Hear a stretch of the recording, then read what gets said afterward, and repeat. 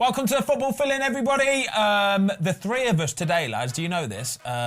Between us, we have got over 1,200 football professional appearances. Are we counting my FIFA career mode in? And how many trophies? Can I claim that treble from COVID on FIFA? Yes. You can have it. You can have it. We've got super left back Paul Robinson. Nearly 800 career appearances you've got, mate. Well done. I'm proud of you. That's some career. There's only been 5 games over the Premier League weekend, so not too much to touch on, but we have got loads more to talk about. We've got Jordan Henderson, Erik, Dier, a bit of Onana talk in there as well. Football Fill-In. Let's have it.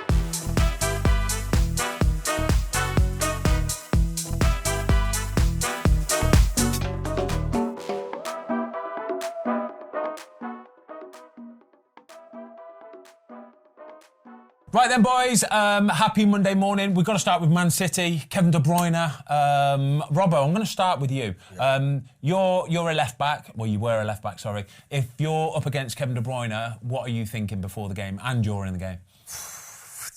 Dropping off, like the Newcastle defence did. Well, how do you play against a player like Kevin De Bruyne? You probably got to play smart, understand where he goes, his positioning. Talk to your midfield players in front of you. Try and get them in positions to try and stop them passes through the lines to him, because when he's in free flow, he's dangerous. A hell of a player. Yeah. I tell you what, just jump in there, because you're a goalkeeper, you played left back. Make a good point there. I was watching the game on Saturday, and I noticed it in the first half. Newcastle's midfield was very straight. Yeah. Not one, you normally get a dropping off midfielder. Yeah. Phil Foden was dropping in between the defence and the midfield all half, getting the ball. He likes to hold on to it.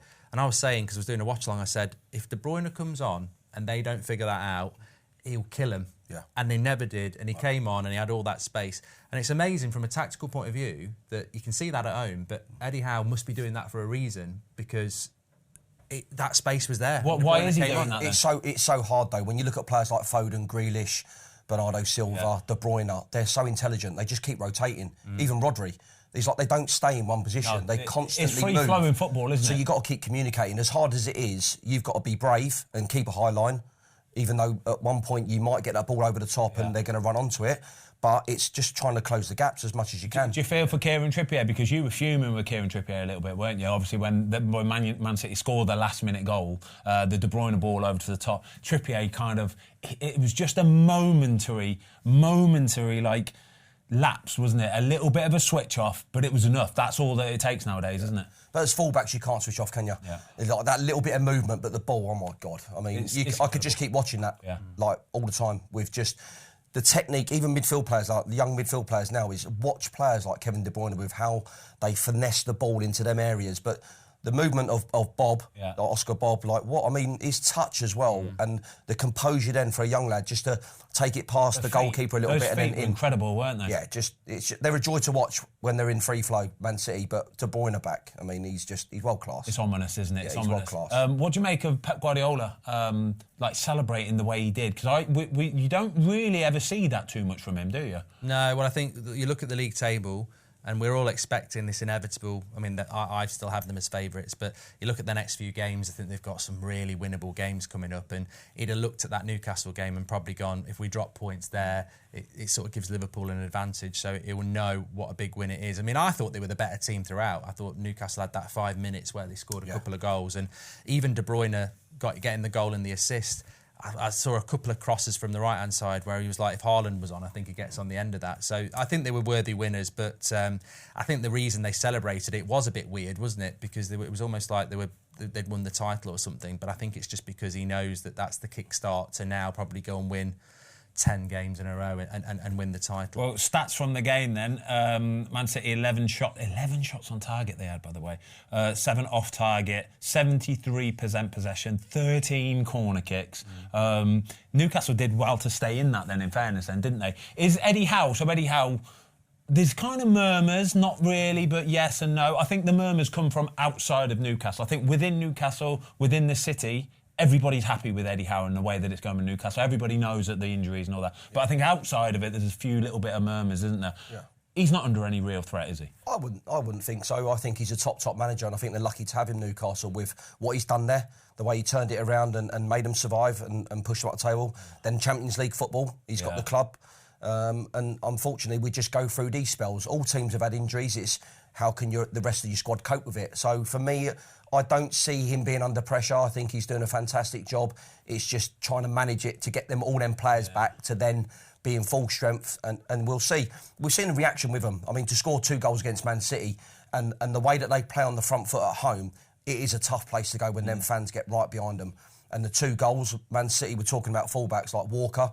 He'd be disappointed both times coming inside, same corner. As a fullback, you've always got to show him outside there and just keep him going line. So they've got the quality in scoring goals. I just think it's just getting them players back now for Eddie Howe and just trying to get that stability back. What's that like within like the Newcastle dressing room when it seems to be like another injury after another injury? Do you know what I mean? It's like one's falling down and then next week you play another game and 2 more get injuries. What's that like for the team? Does it kind of lower the morale a little bit, coupled with the bad results? It will knock morale, but it also then it's a chance for the players that have not been playing, so they've got to go and take the shirt, then, haven't they? That's what they've got to look at. But yeah, when you lose key players, confidence high, and then players are now out for 3-4 weeks or maybe a couple of months. Big players for the team. It is going to have a knock-on effect of how the team plays. What's a realistic finishing position for Newcastle this season? Well, I was going to ask you, I mean, I've said about Newcastle, it really depends on the appetite of these owners, doesn't it? Because they've got Villa away next, they've got Fulham away in the Cup. If they were to lose both those games, you're out all the Cups, he'll definitely be in the bottom half of the table. I don't think that they should look at any change until the summer, and I wouldn't mind Southgate leaving and Eddie Howe being the next England manager, so if Newcastle decide to make a change, I wouldn't be that bothered. But I suppose it depends on Newcastle's ambitions, because he overachieved massively last year, like Paul was saying, Champions League football. But if they finish around mid-table, he's probably underachieved for what he's got. So depends what Newcastle's owners. I mean, what do you think? I keep listening to Simon Jordan on Talk Sport, and he's always saying about Eddie Howe being a fantastic manager, but long term, it's kind of reminiscent of Man City when they first got took over. Is they had Mark Hughes and they had Pellegrini and Mancini, and it always seemed like they were just waiting for the final one, and then they stumbled upon Pep Guardiola and it was like boom, that's it. And I don't want it to be like that, because Eddie Howe being English, I want to see him do really, really well for a Premier League football team, but I worry that they are kind of just biding their time. They're going to keep adding. Obviously FFP is going to be a massive thing for them, but I feel like they're just going to keep adding players, and then at some point, dreadedly, I think they might pull the plug and go for a real big boy. I don't know who that big boy is going to be, but I think that's what they'll do eventually, but hopefully not for another year or 2. I think whatever happens with Eddie Howe as well, he's done at Newcastle enough for, he had the potential at Bournemouth on his CV, but if he got the sack at Newcastle, it's not like he's going to be like Gerrard, or Lampard. He's going to... They take him at probably half the Premier League clubs overnight. He's going to get another big club, 100%. Well, we're going to talk about Tottenham in a minute. Is Newcastle's everybody's sort of like second favourite team, or is that just me? Not me. Not you? No, not me, no. Okay, it's just me. It's just Ben. Who's yours, Paul? Have you got one? Spurs. I love watching Spurs. Yeah, I love watching Spurs. Spurs were my actual favourite team, by the way. They're my actual favourite team. I don't like watching him. Which brings us nicely onto Tottenham. Spurs. It brings us perfectly onto Spurs, because Manchester United played out a lovely 2-2 draw yesterday. You did the live stream for it. Talk us through your thoughts of the game. No, I do like Spurs. It's just that, obviously, being a United fan, I didn't enjoy that yesterday. But I thought that the thing that resonated with me was the amount of shots they had. They had over 200 passes more than United and I think their pass accuracy was like 90%. United's was down in the 70s. Quickly, Bentancur. How good was Bentancur yesterday? Yeah. And I thought that to have Son, Kulusevski, I thought was a big loss. Who else was out? Madison's been out a while. But Basuma and Sarr, massive. Yeah. To come and win the midfield battle and then dominate at Old Trafford, and United to be coming out sort of like going, that's a good result. It's almost like it wasn't Man United at home to Spurs. It was like Man United were away to City. Yeah, it's true. And we took a point. And Spurs were so much better. Their trajectory is fantastic. And I think they've got every right to be disappointed, because United got the early goal, but all we had, and I said it in the preview last week, I thought we'd win because Spurs play a high line, and that's how we beat Villa. And we're quite good when teams play a high line, because you've got that diagonal to Rashford. But even though Ange did that, Porro played really well second half against Rashford, and I thought that I think that's all United had. That's all United had, is that long diagonal to Rashford. And I heard Sheringham saying it on the radio today, and he was spot on. He said, look, if Rashford scores, it's great, but you've got to mix it up. Yeah. He gets the ball, he takes someone on, he has a shot. that's the only tactic they've got. If I'm Rasmus Hojlund, he scores a goal because Rashford's going to shoot and it breaks to him and he shoots. He gets no other chance in the game. So one-dimensional. Rashford would be so... If you're a forward player, you would be so infuriated by playing with Rashford because you know that when he gets the ball... His head is down, isn't it, Robbo? Yeah, he's not looking around. He's not trying to find Hojlund, is he? Almost the goal that Hojlund scores is like... It's because he runs into someone. Yeah, exactly that. He's not trying to find the pass or anything like that. It's like he just has this one mode of head down and try and get the shot off. What frustrates me with Rashford is he's such a good player. We all know he's such a good player, but at the moment he seems like he's just going through the motions a little bit. Yeah. It's like there's times in the game yesterday as well, though, he's got opportunities to shoot. He's beat Porro, he's on the floor, and then he decides to have another touch. Yeah. They get his shots off. A confident Rashford would take that on, I feel, with his left foot. No matter what we say about him, he would get that shot off if he cuts past Porro, just get it off with his left foot across the goal. But at the moment, he's just not. He's got his head down. Maybe a little bit disinterested. A little bit with the fans. Obviously, he's had a little bit of grief with the fans and scores the goal. He celebrates with the hand emoji of like. I don't like all of this sort of stuff. It's always like. Just let the football do the talking. Yeah. If you just let the football do the talking, it always has to be something else, doesn't it? It always has to be a celebration, or it always has to be an Instagram post or a comment or something. And that's what the rhetoric always seems to be. Well, what's the problem with Man United fans having a problem with a player who's on big money and is not playing well? What's the battle there? Yeah. You know, it's childish, and I think this all comes down to mentality. He's not the only one. There's a lot of players like that United who past and present. You know, look at people like Pogba's come and gone, and Di Maria. There seems to be this ego that, you know, just go out and perform every week. And the great thing is, the goal, he actually passes it to Hojlund. Yeah.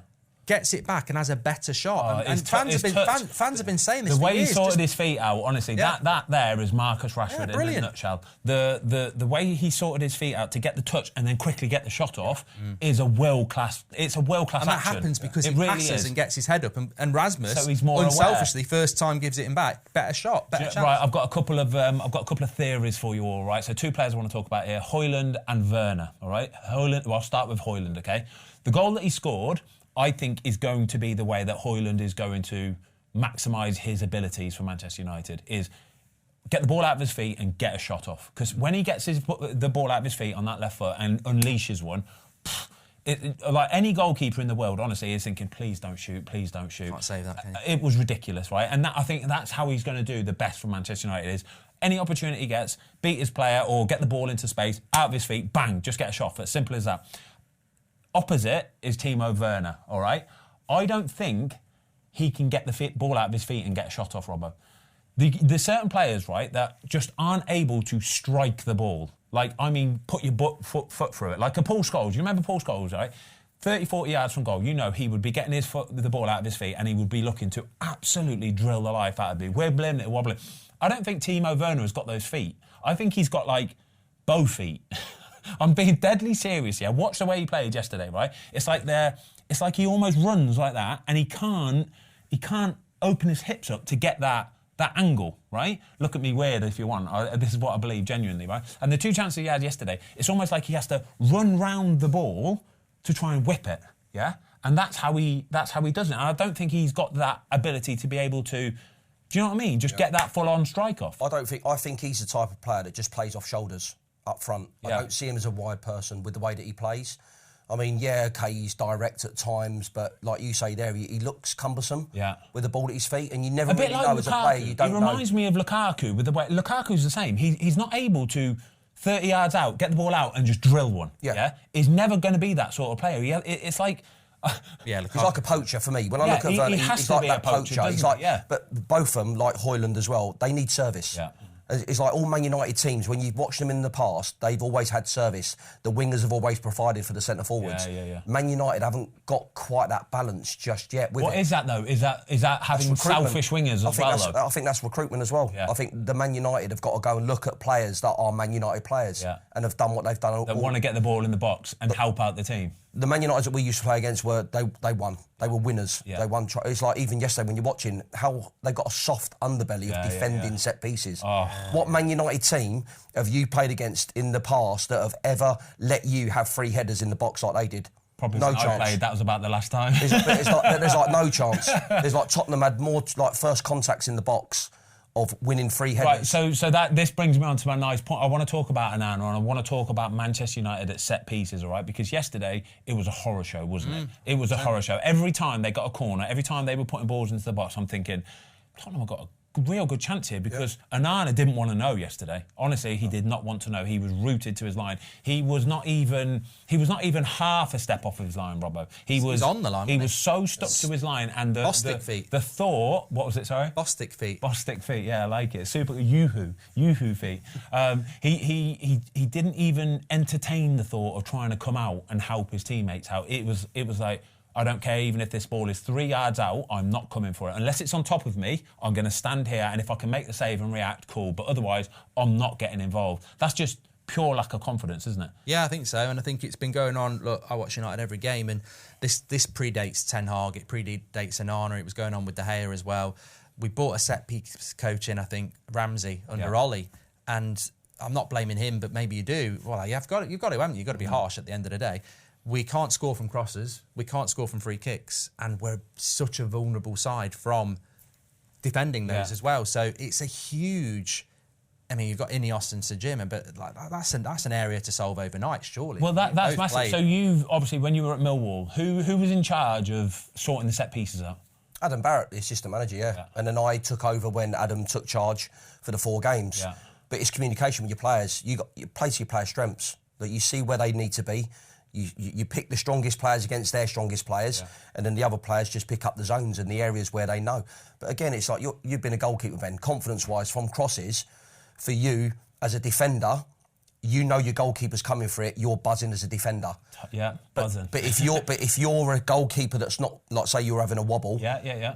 You put yourself in that situation there with Onana. How are you feeling yourself as a goalkeeper? What are your thoughts going through your mind when set pieces are coming like that from your point of view? You're petrified, Robert. You're petrified. Honestly, you're absolutely petrified. When you're low on confidence, when you're having a bit of a wobble, the bravery it takes to be able to take that front step and before the ball's even come in and gone, I'm going to come and help my teammates out here. I'm going to come and get a punch. I'm going to come and take the catch.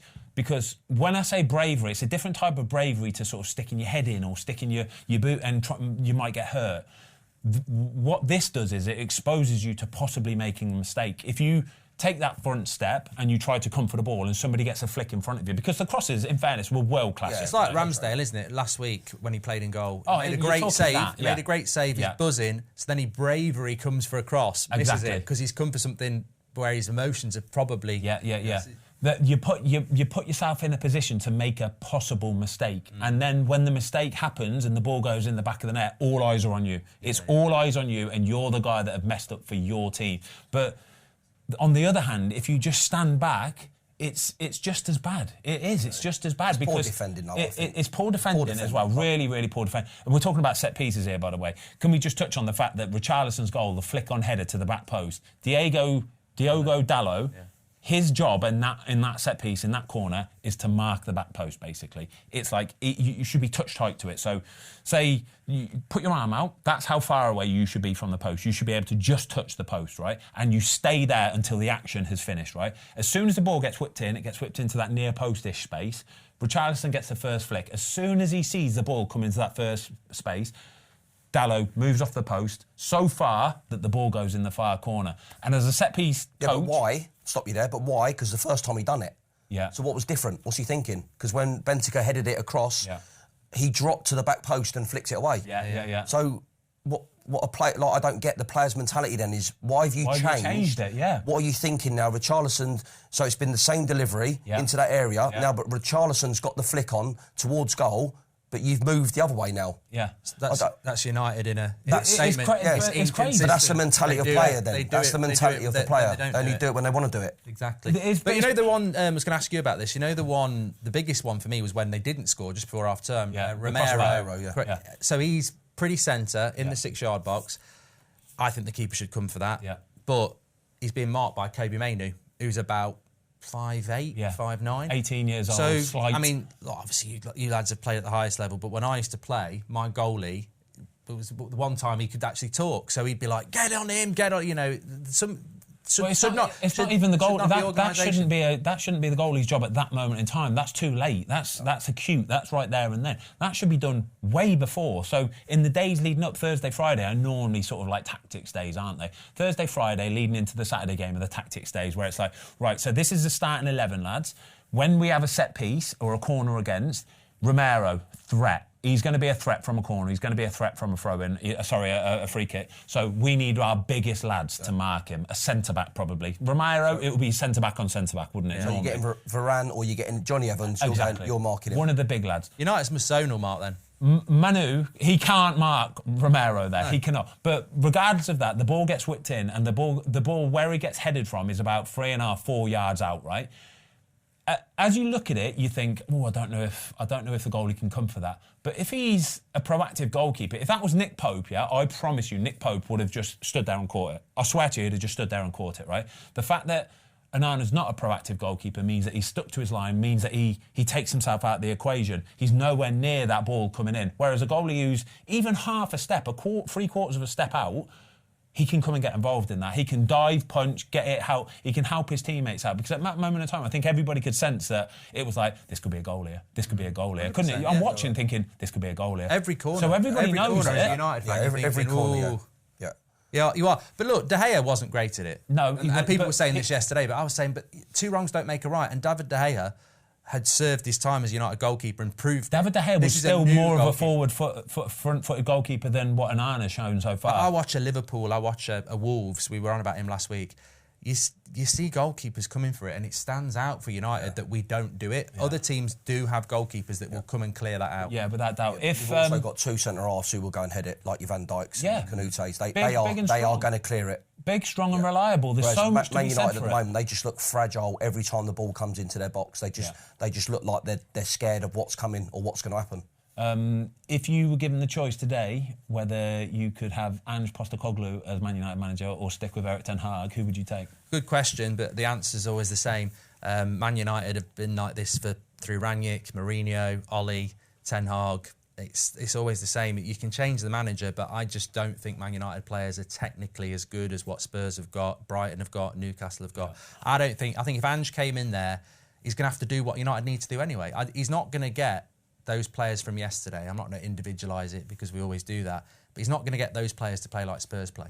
Do you think... I would slightly disagree with this. I would slightly disagree because I think Postecoglou has come into Spurs. He's been there 5 months now, and he has, within that 5 months, already made a clear identity for the way Tottenham play. He's brought in James Maddison. Is that about it? Van der Ven? 2 players, really. Lost one of the best strikers in world football, and has still made them better than what they were last season. And in 5 months, I think he's made Spurs into a genuine sort of title contender, really. So I think that if he did go into Manchester United, I think he would have half a chance of changing that the way that it is. But Basuma and Sarr are better than anything we've got in our midfield. Maddison is a more technical number 10 than Bruno. Son and Kulusevski are miles ahead as technical wingers. Yeah. And then back four, I think the back fours are quite similar, but you know what he's got out of Porro. And I must admit, they put Udogie in their team of the week last week. I was like, he's overrated. Oh, he absolutely pocket. You know, we can't criticise Garnacho for not putting service in. He was too busy in the pocket of Udogie. He absolutely bullied him. So, do you think Postecoglou would do a better job at United than what Ten Hag would? Maybe with the players, I think he would. Yeah. I think when we look at the job that he's done with Tottenham and the way that he speaks in the media, I think a lot of players respect him. Yeah. I think there's still that, like, not sure Ten Hag at Man United with the players. There's still that little bit of friction. Obviously, we've seen it with Sancho going back to Borussia Dortmund. Has he got that relationship like Ange has at Tottenham? What is that? Is that personal? I think it is. I think it's man management skills. Yeah. I think you've got to have that with the players nowadays. You've got to have that belief, the confidence that the Tottenham players have got. I mean, he's not bothered. You play out from the back, like even bringing the goalkeeper in. Proper goal. Vicario. I mean, what a goalkeeper. I didn't... To replace someone like Luis, he's got to be good. And he's come in and for me, he's been a great signing for Tottenham.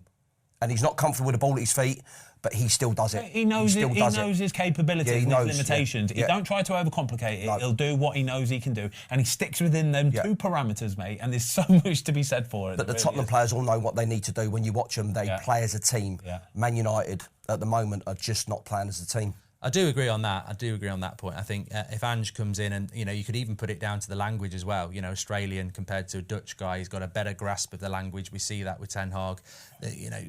Ten Hag can come across as quite cold because he's not speaking his number one language, of course. But I think Ange is more of a people person.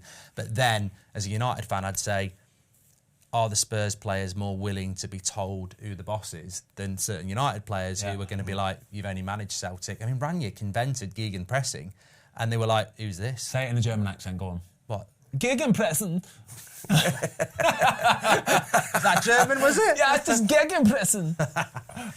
All right, lads, world-class talk there. Genuinely, some incredible insights there of Tottenham and Man United. I want to talk about Aston Villa. We've got to start with VAR, lads. We have to start with VAR, and you can explain it because I don't know how. I'm confused with it all now. Honestly, I'm lost with it. It's just ruining it. Yeah, it was offside. The first pass back. He's off. Yeah, he's off. It's off, but then it's a foul at the same time as well. Just get on with it. 5 seconds. Bang. But it's 4 minutes, mate. It took 4 minutes. If I was at that game yesterday and I'm sitting there for 4 minutes, I'm in an hour and I'm waiting and wondering, it just spoils it. It ruins it. Just put your flag up. If he's offside, put your flag up because it's a wonder goal. Yeah. And he's off celebrating it, and then the disappointment now of looking at a screen, drawing a line, you can see his foot's ahead of it. That's just the player's perspective. That's just the one player. Think about the 10, 15,000 Aston Villa fans in that stadium there and then who have paid good money to travel up to Everton, paid for their match ticket, their hot dogs, their beers, and they're buzzing and they're spilling stuff and they're jumping around going crazy. And then all of a sudden it sinks in about 2 seconds later and go, wait a minute, let's just wait to see first. But as an Everton fan, the longer that goes, you're probably thinking, shit, this might be a goal then, because everybody's a loser. I mean, I was watching it at home, and I was just like, he's offside, and there's a foul. That's took me 10 seconds to see that. What are we looking at the shot for? Yeah. They've gone to the shot. They're looking at the shot, which is not part of the... I'm like, what Whether are they somebody's doing? in front of Pickford and all why? this. You've already seen your We had FA Cup last weekend, didn't But Danjuma was there as well. So the Everton player was there. So there's actually no interference. It's horrible. It's just a wonder strike the ball's got in the net. But the whole thing's horrible. It shouldn't even be getting to that point. You should be just... If you're in line with it and you can see he's offside, put your flag up. Put your flag up and go. Put your flag up. Simple as that. Make it as quick and painless as possible. But this brings me on to the FA Cup last week. So I'm watching some of these FA Cup matches last week and I'm thinking, you know what, I'm really enjoying this because if the goal goes in and the linesman points back to the centre circle and the referee points back to... I know it's a goal. The player who scored that goal sees the referee point towards the centre circle. Yeah. He knows it's a goal. All the fans know exactly the same thing. And you get time to actually lose yourself for 15, 20 seconds. Like it used to be. Imagine that. Imagine being able to lose yourself on a Saturday afternoon at a football match where that's what you've worked your whole week for and then it's taken away from you because of VAR. Somebody in front of a computer screen gone, hold on a minute, hold on. Let's rewind it back. You have a look. What do you think? And it just kills it. It absolutely kills it. Absolutely. So get rid. We agreed again. I wouldn't say get rid because obviously what would you keep we want to move the game forward, don't we, all the time? I think it's just common sense in it and just speeding it up and the people behind the screens are seeing it. Just make the decision straight away. Yeah. It's then you're accountable for that. You can't blame the referee because you've told the referee that's his decision. Yeah. Referee makes a decision. We get on with it. Well, we've got another VAR chat in a minute because Burnley Luton. Oh dear. Something happened in the Burnley Luton game with poor James Trafford, which again makes me just say, what's the point? What's the point of it anymore? It's just like a goal goes in, and it's like you've bought a lottery ticket, so there's a chance you might be a goal, or a big chance you probably won't be a goal. Anything could happen. Either way, if I said to you, right, Ben, you're going to send a letter off to Amazon, because you've got an interview coming up. Do you want to send Jamie there on his bike, or should we send it by email? The Premier League is sending Jamie on the bike. But that's what they're doing. Like you're ruining the game. Oh, the game. Yeah, we'll all send Jamie on the bike. You're ruining the game, but we're ruining the game, aren't we? Like you say, the FA Cup and the Carabao Cup. We're not talking about the quality of the game, but the flow of the game. It's a game of football. If he doesn't give a penalty, we know it's not a penalty. If it's not offside, we know it's not offside. We know it's not a red card. We know it's a goal. You play on to actually be presiding over something that's worse and pushing the envelope. The Championship's a better league because it flows better. They've got to do something about it. The technology's obviously not there, and the competence with the referees is not there. I wouldn't get rid of it altogether, but it shouldn't have been brought in when it wasn't. When you were at Millwall, you enjoy your Saturday afternoons, don't you? Because, like I say, you know if it's a goal or not. You know when the referee points to the centre circle. Yeah, you know. You're not waiting, are you? No, you're not waiting at all. But they're also the level of refereeing sometimes in the Championship can be better. It's lower, It can be better because you do get some decisions where you're like, what is going on here? Yeah. But it's their decision. It's no one else's. It's human error. And that's where we look at, that's what the game's all about. Human error.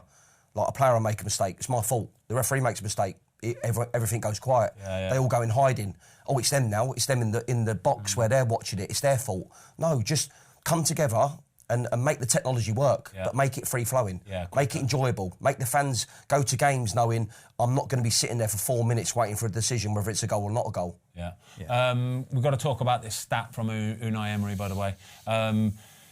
At this moment in time, since he took over, he is averaging 2 points per game for Aston Villa. So 46 games in charge for Aston Villa, 92 points he's gotten from that. No manager in Premier League history has ever averaged at 2 points a game for their team and not gone on to win the Premier League title. That's ridiculous, isn't it? That is some sort of turnaround from when Steven Gerrard had them and they were languishing a bit. They were languishing. To come in and do that with a mid-table team, that's outrageous, isn't it? Incredible. But I think he's an incredible manager. I think he had a tough time at Arsenal when he was first there. He's gone away, regrouped, done really well at Villarreal, was he? Did he go to? Yeah. Come to Aston Villa, and I'm gonna, like I must say, I actually enjoy watching them now. They are like the way they play, their movement. They create loads of chances. They create so many chances, but not just for Watkins, but for Bailey's creating chances. Dier. They've just got a team that look like they're going to score every time they play. That's what I like. They're still playing that high line. Do you remember the first game of the season where they played that Newcastle game? They got absolutely pumped. They're still playing that high line, but they've got it off to a T now. There was an offside, I think it was Calvert-Lewin maybe, where the Villa players are virtually on the halfway line and Calvert-Lewin is half a step ahead of everybody. I'm thinking that's either crazy or genius, but it was genius because it was absolutely bob on. It's like they've drilled down so fine now to make it work. And it was a good game, for a 0-0, like you say. It was a good game. I mean, the last half an hour was some right good tackles going in. It got feisty. I thought, it was arguably Robbo game. It was a good game. Tarkowski in the corner, players running in. Tillemans and Coleman, and it was end to end. It was a good game for a 0-0. I mean, that was an advert. People who don't know football, they go 0-0 boring. I said you can have the best 0-0 game in the world, and I thought that was really cool. You mentioned the Tarkowski challenge. Did you see the Tarkowski challenge, by the way?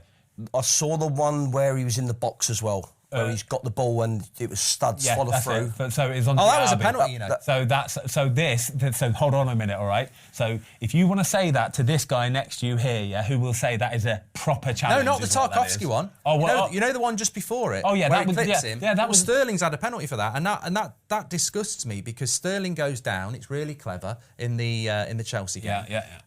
Was it Diaby? Yeah. The Villa. Yes. He gets the contact, the same, stays on his feet.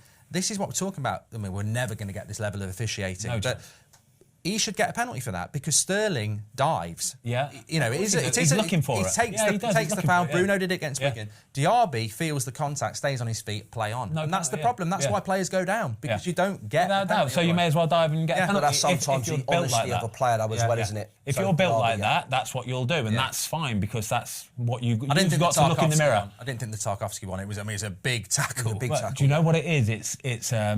It's a freebie. It's a freebie hit, isn't it? I saw a little glint in your eyes then, Robbo, because you're winning the ball, right? But it's like, I'm going to empty you after this challenge as well. I'm going to win the ball and I'm going to follow through and I'll make sure I hurt you a little bit. And it sounds bad to say it, doesn't it? But majority of players would do the same to you.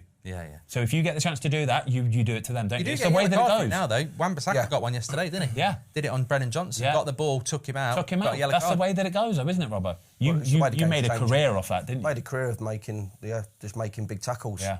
And it is now, it's, like you say, the Wan-Bissaka one where he's come through the side, he's clearly got the ball, but he's follow through, taken Johnson out, it's a yellow card, I think the game now is trying to prevent them type of tackles. You're endangering an opponent when you're going in, but that's what fans love. They love that tackle because it gets them on the edge of their seat. And it gets them How many red cards do you get in your career? Less than Roy Keane, I think 9. 9? Yeah. I reckon if you were playing in today's football, you would be in the 20s or 30s, easy. No, I think I'd be a better player now. Like, do you? Yeah, I think with the technology, you have to be cleverer. Yeah, more cleverer. I think like you say, I'd play the game because I love playing football. Yeah. I love getting the ball down and play football.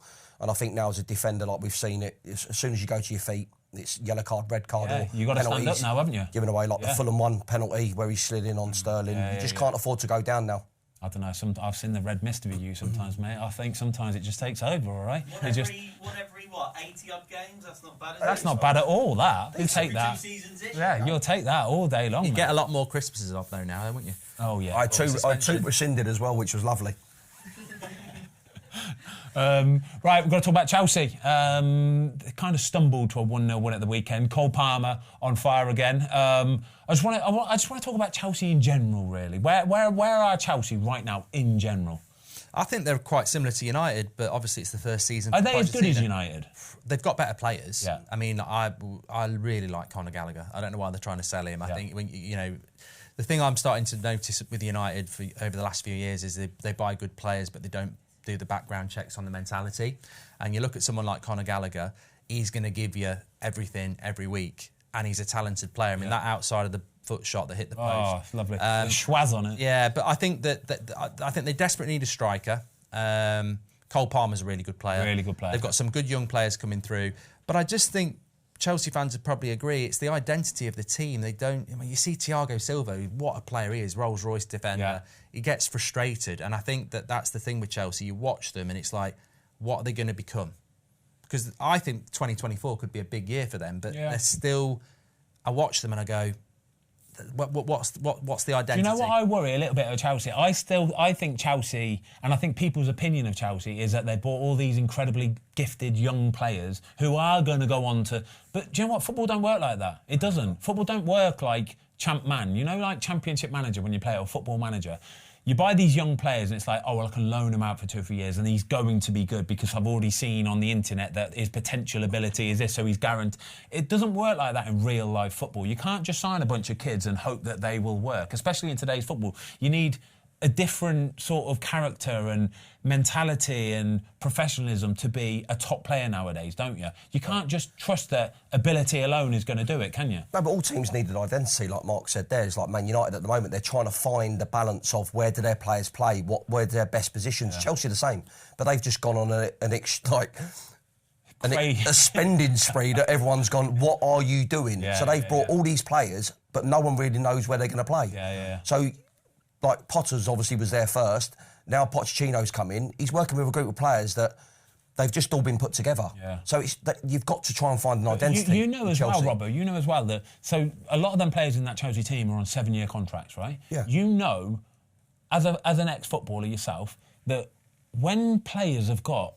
I've never seen a 7-year contract, by the way. No. I know that when players had a 4-year contract, it was... I knew they would be taking their foot off the gas for a bit. For a good year and a half, maybe. They would. Subconsciously, it's like, I can breathe.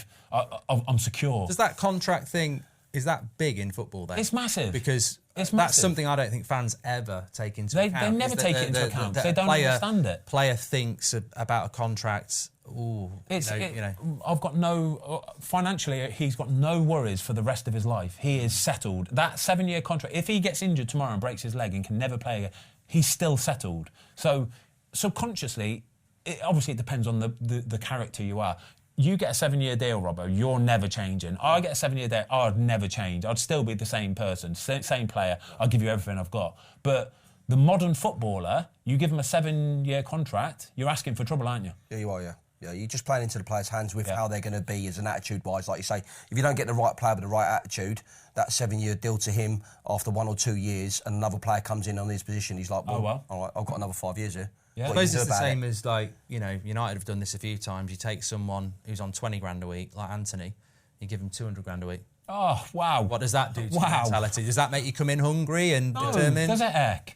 Unless you've got the right mentality. Yeah, unless you've got the we've mentality. talked about this before as well, the price tag and now the pressure on that player coming from another country to settle straight away, like an Anthony. We all know what a good player he can be, but watching him, everyone gets frustrated just watching him. Like, even the Man United players must be thinking, well, there's no point in me making that run because I actually don't know if you're going to pass me it. Yeah. Or, right, you're going to cross it? No, you're not. You're going to cut back now and just go back to where we've just come from and you've just stopped the attack. It's that mentality of a player, isn't it? It's finding that right player. So that pressure with that value on your head is... You just got to try and settle as quick as you can. And it's so hard in football, but people don't see that. No, they don't. People don't see that person on a day-to-day basis with what they might be feeling. And we've talked about it before, Ben, haven't we? Yeah. We've talked about settling in quickly, making them feel comfortable, making them used to the environment. But it's like, we're talking about Chelsea now with all of them players on them contracts. Kids as well. And the money they're on as well. Robbo. They're living in London, which is probably not the best place to be living. Oh. They're living their dream, some of them, because they're thinking, my gosh, I've got a 7-year deal here now and I'm in London, loving it. I'm loving it. Where's your hunger? Where's your drive? Like you ask the population if there's any 18, 19, 20, 21-year-old kids watching. I say kids. They're young men. If you're suddenly given a 7-year deal on 150 grand a week, what are you doing? Do you know what I mean? You want to go out and party. You want to go out and have a nice time. You want to spend it on flash. You're reckless at that age. You know what I mean? Your emotional intelligence is zero. Like it must be so difficult to deal with. And people will say, "Oh, cry me a river." Come on, you want to? But it will alter how you play football and how professional you are. It will subconsciously. I don't care what you say. We had an interview with Anthony on the United stand. It was just a written one, and it was asked about settling in, and he said, "Look, you got people like Roy Keane and whoever taking a pop at me straight away. Have they ever thought that?" If they encourage me, it might help. Yeah. And it's true, isn't it? Everybody's a human being at the end of the day. Everybody's a human being and everybody sees everything they do. I don't care what you say. Nowadays, the modern footballer, everybody's got Twitter, everybody's got Instagram, everybody reads every column inch about themselves. They do. But it's just someone's opinion, though. He shouldn't be looking at that. True that. If you've got a strong mentality and you don't care what people think, just do what you get paid to do. Are players for Man United built the way they used to be built, Robert? No, they're not robust enough. Right. But there's no support from either, I don't think. There's not enough support from... To teach that resilience. To teach that resilience, to help when help's needed, and that support around you. Is like you say, we've talked about it. You've got your move, you've got your deal, your agent. I'm done with you now. I'm my next player. I'm going into my next player now. I'm worried about where I'm going to move you, what I'm going to earn now in that. The football now for me is just an industry where we're just happy to let them get on with it how they need to get on with it and not worry about them because... There's no duty of care anymore. There's no duty of care. There's no support for them when they need the support. And it's hard to watch sometimes. Yeah. The money in the game as well, isn't it? It's ridiculous. You don't create your Gerrards, your John Terrys, your Roy Keanes. It's a blessing and a curse. You don't create them anymore. It is. It's a blessing and a curse. The money in the game is brilliant because it attracts better players and there's more light on it, but it is a massive curse at the same time. Again, fantastic. Well done, you lot. Just quickly, was it a red card, Gusto? Yes. Yeah. In today's football, it's a red card. Do we know why? Probably in a days gone by, it was probably a red card as well. Because I was fuming. I was watching Match of the Day on Sunday morning, because I don't normally watch it. Yeah. And I thought, I'll watch this because I was so mad. And Mika Richards said, not a yellow card for me. Fine, opinion. I can't remember who was sat next to him. And Lineker, yeah, I think we all agree it's a yellow card. I was like, what? No. What are you talking about? We've seen... You can't go over the ball. We've seen Curtis Jones. We've seen Basuma. Simple. I don't necessarily agree they're all red cards. I think sometimes you can go in for a tackle, slip over the top, and it's accidental, and you can get injured in playing football. But from what we've seen this season, I thought that was a disgusting in modern day decision. football. I watched that game live actually, and as soon as the tackle happened, I thought it straight away. I said, "Oh, he's off," and he's done it before, though, hasn't he? Yeah, he's done the same tackle and got a red card. Done the same tackle before. It went to VAR. And I thought, well, that regardless of whether the referee's seen it there and then and whatever he's thought about it, VAR will step in and give it a red card because of, like you say, the ones that you've mentioned there, the Jones ones, the other ones. And it didn't happen. And again, VAR, it just makes me scratch my head and just go, well I'd love to know what their justification is. We need the text, we need the talking, the communication for what they saw and what they said and why they came to that decision. If they're justifying that, they've just changed the rules from the first half of the season, haven't they? Yet again. Which you shouldn't do, which we're going to talk about the goalie. Okay, well, perfectly, it brings me on to the Burnley-Luton game. And without doubt, this is up there with one of the worst VAR decisions I've ever seen. Probably as bad. Think back to, do you remember when Aston Villa and Nygaard was in goal and he carried the ball over the line? Yeah, and he didn't get it. And goal line technology failed for the first time ever in the history of ever. This is nearly as bad as that, actually, to be honest with you, because it is the most blatant... I don't think... Again, I need to hear the communication that the VAR have had on this one, because I watched a Vinny Kompany his interview after the game. He did a press conference, and if you haven't watched it, go and watch it, by the way, because he's incredible. The way he talks about it is just, yet again, he's left scratching his head, because something that's so clear, so obvious, it's not even subjective anymore, this one. This one isn't even subjective. The player has taken a quick glance to see James Trafford coming out. He's turned his back into him on purpose to block the goalkeeper coming out. And the second that the goalkeeper's about to take off, by the way. So he's not even worrying about that player. He's just thinking, I'm going to come. And so he's just about to spring. You're off balance. You're off kilter. You can't do anything at that point. The player backs into you. The player heads it in. The referee gives the goal. It stands. What's the point? What is the point? Do you know what I mean? It's like, and Vinny Kompany says himself, he says, the fact that we're Burnley and it's a Burnley-Luton on a Friday night means that tomorrow this mistake will get swallowed up by your Newcastle, your Chelsea, your Man United. It will get swallowed up and it won't even get talked about. Which it has before in the past, hasn't it? With Alisson. Alisson's done it, where he's come, caught the ball, players pulled his arm, and they've disallowed the goal. But it's Liverpool. It's Liverpool. Because it's Burnley and Luton, and it's two teams fighting for survival at the bottom of the Premier League. It's, oh, well, no, we'll let that one go. No, just keep it consistent. Is that lack of respect, is it? I think it's respectful. I think it's totally disrespectful to them.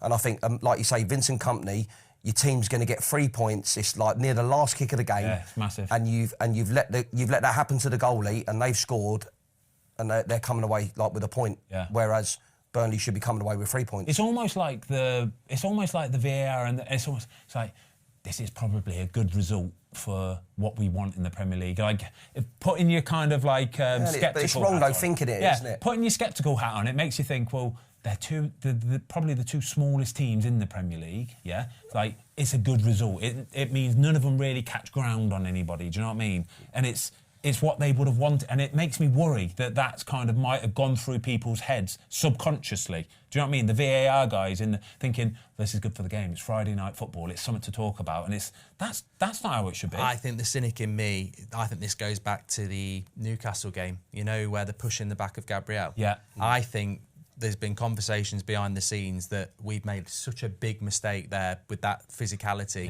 that we need to start finding a couple of decisions where there's a bit. We need to start making it acceptable to shove people in the box, because I don't see any justification. I didn't watch the game. I just saw the clip and I was like, well, that's a foul. And again, it's a bit like, well, VAR will save the goal.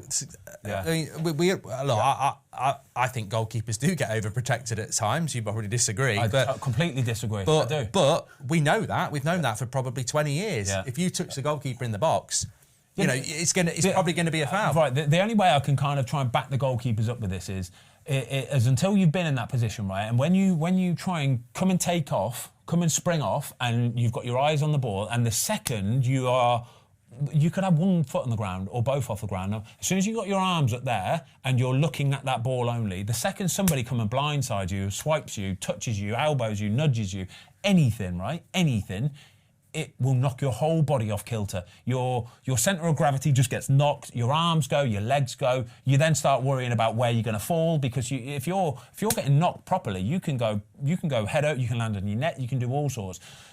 That is it. The goalies are not overprotected with that, and the same with the Alisson one. The Alisson one, I think, is a foul. 100%. It's a foul because he's gone to take off and somebody's nudged him, somebody's pulled his arm, and you can't. When these balls are flying in at 60, 70 miles per hour, right? You're talking very, very split seconds, minute seconds. So it's a foul. Any contact in that moment in time is a foul. It's as simple as that. Yeah, 100%. And as soon as it went to VAR, you're going, this is getting disallowed. Yeah. But the fact that then they've given it, you're like, oh my God. Disgusting. It is. You should hear Vinny Kompany's interview. I promise you. Just go and give it to a listen to it. It's on the Sky Premier League. He says when the goal went in, he said I flung my arms up and I started moaning and complaining. And he said, and the only reason why I did it was because I thought the very tiny, minute chance that they might actually allow the goal. He said I had no worries whatsoever that it would be allowed. He said I was almost certain that it would be disallowed. He said, but I threw my arms up just so they knew that and they could visually see that I was upset about it. Yeah. And he said, and that's the only reason why I did it. He said, but then as time went on, he said, I'm looking at the referee, I'm looking at the linesman, nobody's intervening in VAR, and he thought, no, come on. Like, I'll tell you what. What's the point? What is the point? It's almost like people are dictating the outcome of a game. But it's not about the football anymore. It's interesting that he obviously played for Man City, didn't he? Because Man City at the weekend and at Everton, this is what they do. acting, throwing their hands in the air. Look at you. The Man City hatred just continues. No, it wasn't a goal, but look, it's sad that he has to do that, and it's sad that it's happened to Fulham and Burnley, because he's right. It will get brushed down, and we shouldn't brush it down because it happens. Wolves have had it all season. Yeah, right. We've got a couple more things we want to talk about. I want to talk about Jordan Henderson. I want to talk about Eric Dier as well. Quickly though, Robbo, before we move on, Burnley they've dropped 18 points from winning positions in the Premier League. If you're a newly promoted team, that stat there is the sort of stat that will get you relegated, isn't it? It will, but they're not going to change. Vincent Kompany has a way of that they want to play. They did it in the Championship. They smashed the Championship playing that way, and he wants to play that style of football. It's as defenders, you've got to try and hope that your defenders keep clean sheets, and at the moment it's just such a tough league because of the quality in the Premier League. You get punished so easily. You leave yourself open, you're getting punished. Yeah. But it's the style of football that he wants, and it is entertaining at times because they've got some quality players in the final third. But it's keeping them clean sheets. That's the hardest thing for them at the moment. And when you're winning as well, try and sort of... but again, it goes against... It flies in the face of what he wants to do as a manager. He wants to keep his team on the front foot. Sometimes you would want to go, just get 10 men behind the ball and defend and block it. Again, we've been talking about identity with certain teams. He has one. Yeah. He has the way that he wants his team playing. He has a structure. He believes in them. He gives them the opportunity. It's about them players just trying to do it. Yeah. And I think, you know what, I think Burnley fans are on board with him as well, because I think the way he is as a manager and as a person, his people skills, his charisma, his character, I think people buy into that, and I think the Burnley players buy into it. It's very similar to Postecoglou. I think the way they deal with the media and deal with things is I like the way it's done anyway. We're going to talk about Eric Dier then. Just got to move off to Germany with his mate Harry Kane. Fantastic move for him, by the way. Fantastic move. I think Eric Dier is the kind of player that I want him in my team, first and foremost. He's professional, he's a grafter. He might not be the most technically gifted of players, but he's going to be the sort of player that you can rely on him, and he'll be professional, and he can play a multitude of positions as well. I really like him. I think his best positions, though, sit in midfield. Yeah. I like him just sitting in front of the back four, just because of his awareness and what he does. He just covers ground well. And I think... Obviously, his time was up at Tottenham was when he ran into the crowd to confront that fan. Can you remember that, by the way? I think that was, when you look at Eric Dier's career at Tottenham, I think that was the point for him where he knew this is the time for me now where I need to move on. So, no, I think it's a great move for him. Great move for Bayern. Obviously, Harry Kane's over there, so it's a mate from Tottenham. Yeah.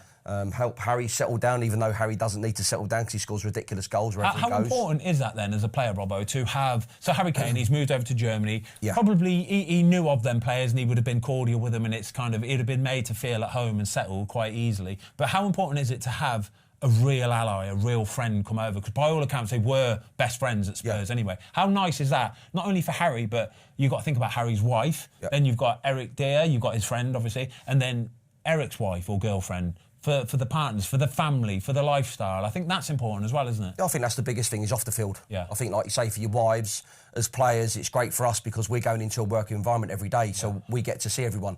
We get to have a laugh, we get to have a joke, we get to play football, we get to enjoy each other's company. But for the wives, it's hard. Like, you've just moved to a different country. Don't know no one. You've got no friendship circle.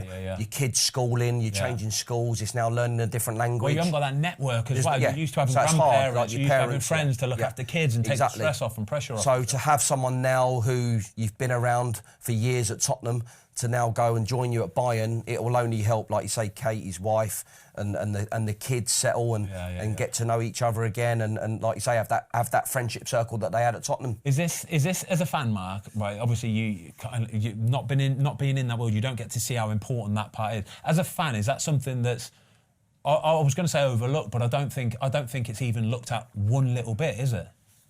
No, I mean, I think the only thing that I can relate it to for recently with United was when Mourinho was manager and he was living in a hotel. Yeah.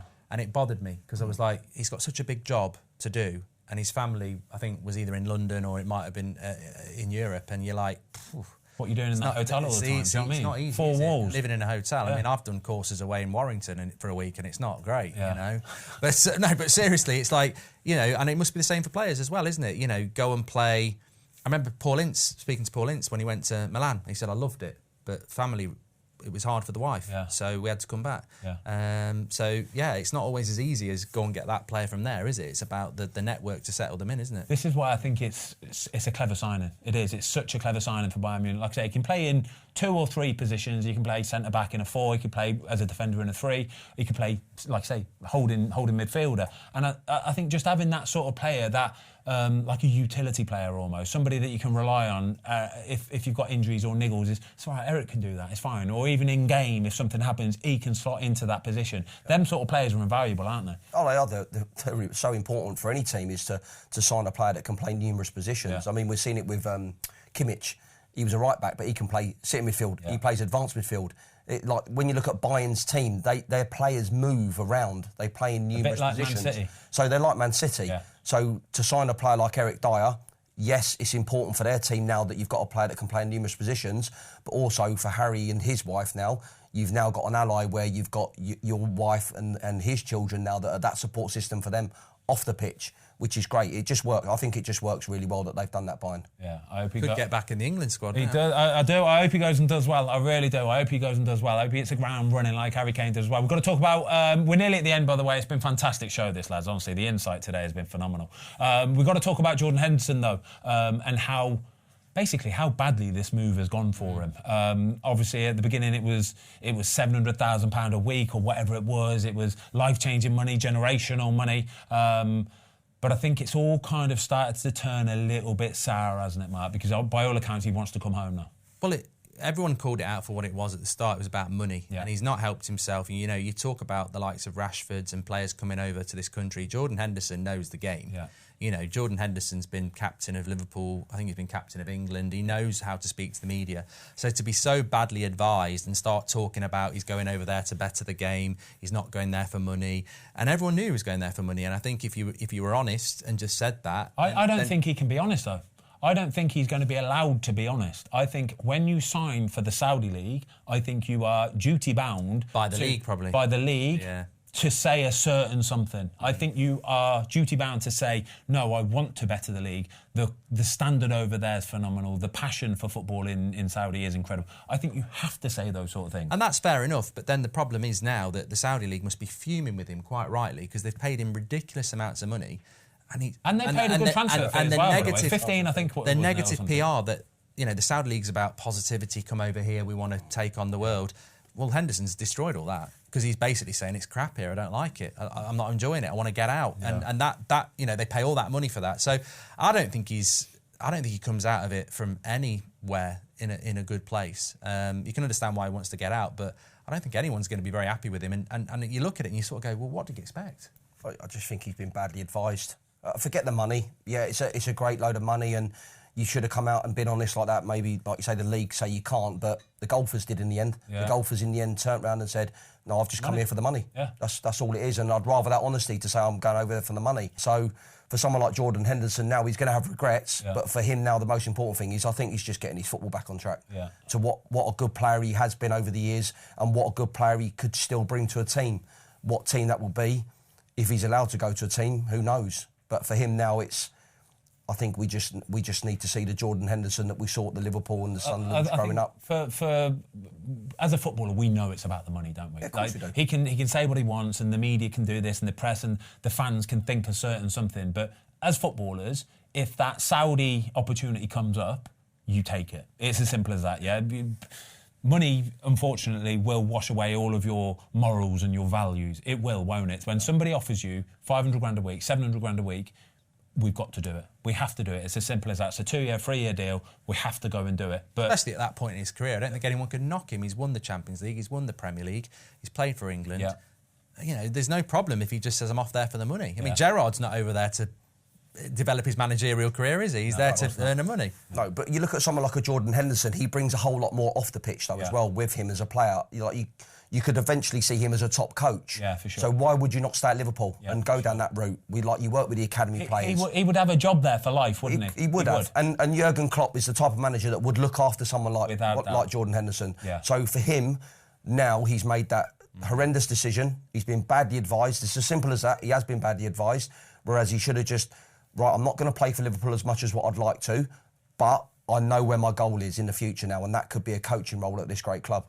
Well, we'll see. I'm sure it'll all come out in the wash. Where he's going to go, I don't know, because I'm pretty sure that the Al Ettifaq aren't going to want to just loan him out. I'm not sure anybody's going to want to pay the transfer fee, and then also I'm not sure that anybody's going to want to pay him crazy wages either. So he's in a difficult little spot, but it is what it is, lads. Fantastic show today. Thank you, Robbo. Yeah, thank you, you. Mark. Incredible. Honestly, this has been really, really good today. We are going to finish with the quiz, though. Robbo, what's your ball knowledge like? Average. Average. Love that. I love that. Easy win for Foster then. Let's go.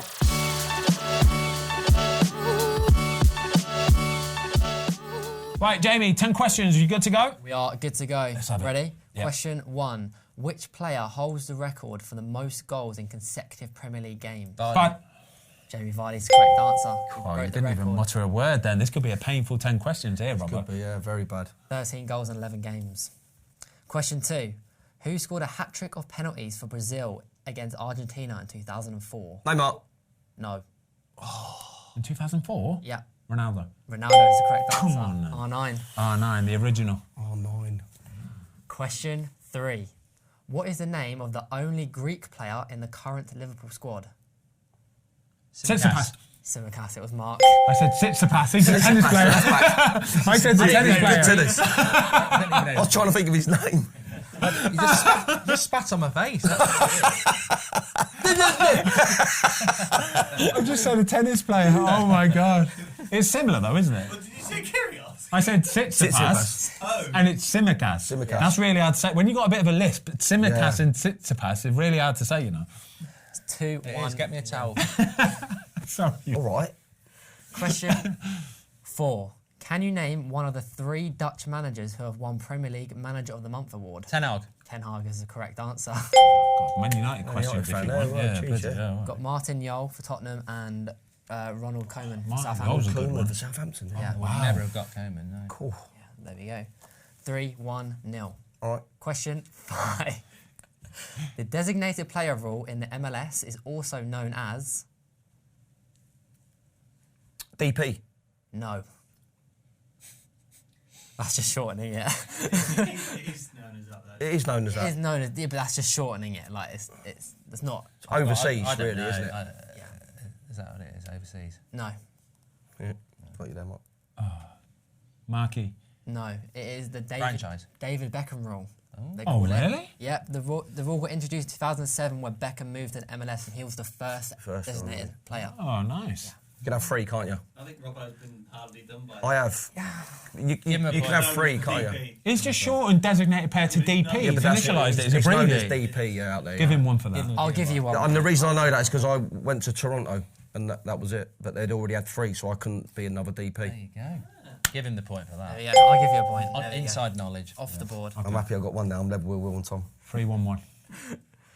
Question 6. What is Joe Hart's actual first name? Joseph. Charles. Charles is the correct You should know that. Goalkeepers Union. Come on, the Union. Oh, come on, the Union. Charlie. 3, 2, 1.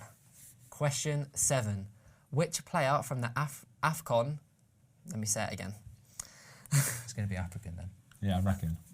Which player from an African Football Confederation country has got the most appearances in Premier League history? Oh, that's Essien. No. Drogba. No. Which African player On you, has Ben. got the most Premier League appearances? Oh, no. I know it. I think I know it is now. I know now. 5. What do you mean you know it? I know. Why are you giving me a countdown? That's not fair. Because you've got something You to got film. go on. 2. Let him back in, Jay. Sadio Mane. All back in. All Salah. back in. No. You went Salah. You was gonna say. Ben and Robbo got one more. No, it's Mane. Oh, yeah, it's Mane. 5. This is going to be somebody so obvious, isn't it? I Oh, did know he it. just give it away? No. Yaya Toure. No. Could be his brother. Yeah, it could be. Colo Torre. Polo. This is disgrace. You basically gave him that on a Team plate. him up, love it. Yeah, 353 appearances. So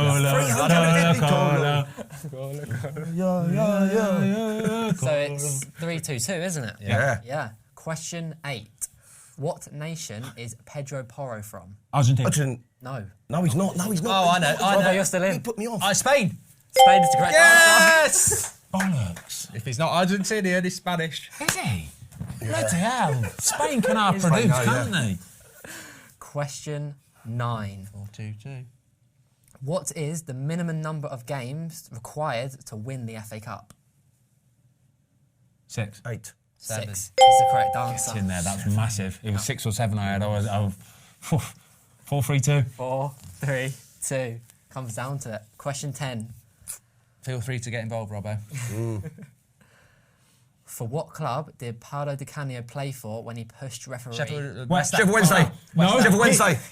Sheffield Wednesday! Sheffield Wednesday. Sheffield West Ham. Sheffield Wednesday. Sheffield Wednesday. Yeah! Get in.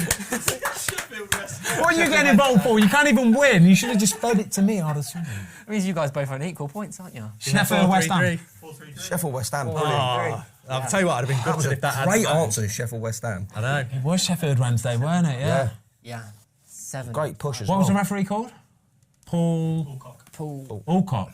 Alcock. Yeah. He should have got an Oscar for that, shouldn't he? Yeah, he should have got He it. went He back. on stage. Unbelievable Oscar. Have you got a tiebreak question? I have a Should we do tiebreak it just for question. the... And then Nigel Winterburn then went squared up to Yeah, the shit himself. Went like that and Shit He himself. shit himself, yeah. Go on. So, March won the quiz already, by the way. 4-3-3. That was a competitive quiz Very today. Very Quiz, well good done. quiz, good show. Really, really good. Give us a tiebreaker just in case. Tiebreaker question. Who was the first Italian manager to win the Premier League? Mancini. No. Ranieri. No. Oh! Back in. Conte. No. Italian? Italian. Good question. Viali. No. No. No, you can't come back in. Robbo. No, what, no, I'm thinking of, but he won the Champions League. Did he win the league? Ancelotti. Di Matteo. No. It's Ancelotti. Carlo Oh, Ancelotti. Yeah. Chelsea, yeah. Took my time there. Well done. 2009-10 season with Chelsea. Chelsea. Wow. Wow, lads, thank you so much. Really appreciate that today. Robbo, incredible. Good Mark, fantastic as per usual. Hope you all enjoyed it. Some incredible insight today. We'll see you next week. All the best. Football Philly.